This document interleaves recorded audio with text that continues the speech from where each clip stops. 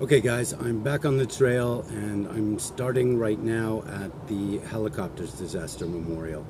In February of 1997, two helicopters taking soldiers up to Lebanon collided with each other and 73 soldiers died. This is one of the worst disasters that ever happened in the IDF. It was the worst aviation disaster ever in the history of Israel. And it's a very personal place for me. I spent almost my entire service in Lebanon, and I got out of the Army only about 6 months before this. So there are about 17 guys that I knew out of the 73 that are memorialized here, and about 5 or 6 of them who were good friends.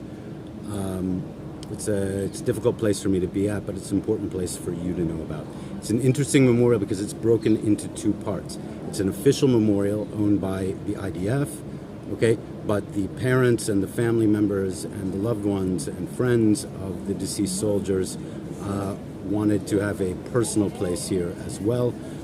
So there's another section that is less formal where people can put up their own remembrances of that. Okay, so follow me for a little walk around the site, and then tomorrow we're back on the actual trail. So a little background on Israel's involvement in southern Lebanon. In 1982, the Israeli army entered southern Lebanon to put a stop to cross-border terror attacks, mostly carried out by Fatah units of the PLO. And in cooperation with the South Lebanese Army, a mostly Christian militia, established a 10 to 20 kilometer wide security buffer zone running from the Mediterranean at Rosh Nikra to the foothills of Mount Hermon and the Syrian border in the east. In 1985, the recently formed Hezbollah terror army, mostly Shiite, started a campaign to try and drive the IDF from South Lebanon and destroy the SLA, and thus began a 15-year-long, slow-burning war of attrition. The security zone was mostly established at old British Taggart fortresses built in the 20s, and in one case at a 12th century Crusader fortress called the Beaufort. And I spent most of my service, when not in training, in those places. In those days, for most of the conflict, Israel moved its soldiers in and out in armored convoys. But around 1994, 1995, Hezbollah started employing what are now known as improvised explosive devices. The IEDs that you heard so much about in Iraq and Afghanistan, that was a tactic that was basically born in southern Lebanon, starting with Hezbollah trying to kill Israeli soldiers. As they got more effective at that, they decided to start using helicopters to move soldiers in and out. And that pretty much started in the summer of 1996.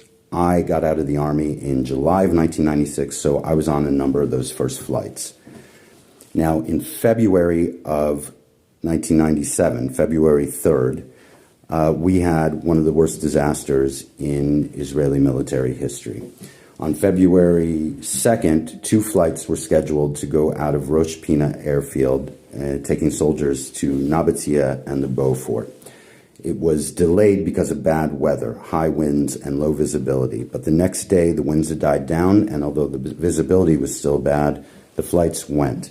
And due to low visibility and miscommunication from air traffic control, the 2 helicopters collided, and 73 soldiers were killed. The flights landed on Moshav Sha'ar Yeshuv, and so here, where it happened, this memorial was built. It's an odd memorial, strangely beautiful, having the names of all 73 soldiers, about 17 of whom I knew. None of them really close friends, but I knew them in passing from waiting around at border crossings and bus stations on the way back south to go home. Half of the memorial is owned by the Army. That's the formal memorial. But for the families, loved ones, and friends of the soldiers, also a small area was made where they could put personal remembrances to remember the boys they lost, boys and women, as it happens. All right, next stop, Kfar Giladi. Thanks for joining me.